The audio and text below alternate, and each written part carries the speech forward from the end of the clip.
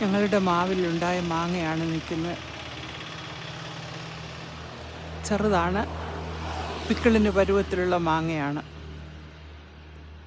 Road സൈഡിൽ നിറയെ ഉണ്ടായിട്ടുണ്ട്.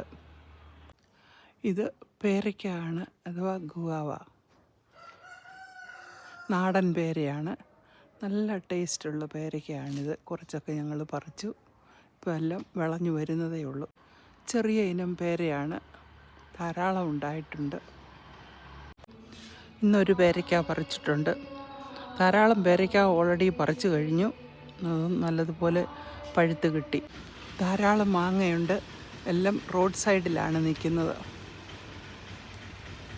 ഇന്ന് കുറച്ച് പറിച്ച് പിക്കിളിടാൻ പോവുകയാണ്. പിക്കിളിനുള്ള മാങ്ങ ഇത്രയും പറിച്ചിട്ടുണ്ട്. നല്ല ഫ്രഷ് മാങ്ങയാണ്. നമ്മുടെ മാവിൽ നിന്ന് പറിച്ച മാങ്ങയാണ്. ഈ മാങ്ങ ഇനിയും ക്ലീനാക്കി നുറുക്കി വെക്കണം, എന്നിട്ടാണ് പിക്കിളിടുന്നത്. മാങ്ങ നുറുക്കി വെച്ചു. ഗാർലിക്കുണ്ട്, കറി ലീഫ് ആൻഡ് ജിഞ്ചർ, മുളക് പൊടി, മഞ്ഞൾപ്പൊടി, കായം ആൻഡ് സോൾട്ട്. കടുക് വറക്കാൻ ഉലുവ ആൻഡ് കടുകുണ്ട്. ഈ കോക്കനട്ട് ഓയിലാണ് ഉപയോഗിക്കുന്നത്, പവിഴം. ഇനി ഇത് പ്രിപ്പയർ ചെയ്യാൻ പോവുകയാണ്. കടുക് ഉലുവായും വറുത്തു കോക്കനട്ട് ഓയിലിലാണ്. എന്നിട്ട് ഗാർലിക് ആൻഡ് ജിഞ്ചർ വറുത്തുകൊണ്ടിരിക്കുന്നു. വറുത്ത കൂട്ടിലേക്ക് മുളക് പൊടി, മഞ്ഞൾപ്പൊടി ചേർത്ത് വഴറ്റുന്നു. സോൾട്ടും ചേർത്തിട്ടുണ്ട്. വിനെഗർ ആൻഡ് വാട്ടർ ചേർക്കുക. 1.5 കപ്പ് തിളച്ചാറിയ വാട്ടറാണ് ചേർത്തിരിക്കുന്നത്. ഗ്രേവി വേണ്ടിയവർ വാട്ടർ ചേർത്താൽ മതി. വാട്ടർ ഓപ്ഷനിലാണ്. ഈ സമയത്ത്, ഗ്രേവി തിളയ്ക്കുന്ന സമയത്ത് സോൾട്ടൊക്കെ നോക്കി, സോൾട്ട് പോരായെങ്കിൽ കുറച്ചുകൂടി ചേർക്കുക.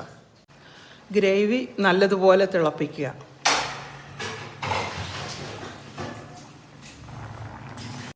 ഗ്രേവി നല്ലതുപോലെ തിളച്ചതിന് ശേഷം അരിഞ്ഞു വെച്ചിരിക്കുന്ന മാങ്ങ അതിലേക്കിടുക. പിന്നെ മാങ്ങ ഇട്ട് കഴിഞ്ഞ് തിളപ്പിക്കേണ്ട. മാംഗോ ഗ്രേവിയിലേക്കിട്ട് മിക്സ് ചെയ്യുന്നു. ചാറ് കൂടുതൽ വേണ്ടിയവർക്ക്, അതായത് ഗ്രേവി കൂടുതൽ വേണ്ടിയവർക്ക് തിളച്ചാറിയ വെള്ളം കുറച്ചുകൂടെ ചേർക്കാവുന്നതാണ്. അത് ഓപ്ഷനിലാണ്. അച്ചാറിപ്പോൾ ഓൾമോസ്റ്റ് ഡണ്ണായി. അച്ചാർ ഡണ്ണായി. അത്യാവശ്യം ഗ്രേവിയൊക്കെ ഉണ്ട്. തണുക്കാനായി ഈ പാനിനകത്ത് തന്നെ വെച്ചിരിക്കുകയാണ്. തണുത്തതിന് ശേഷം ഗ്ലാസ് ജാറുകളിൽ ഫില്ല് ചെയ്ത് വയ്ക്കാവുന്നതാണ്. This pickle tastes so good. Thanks for watching.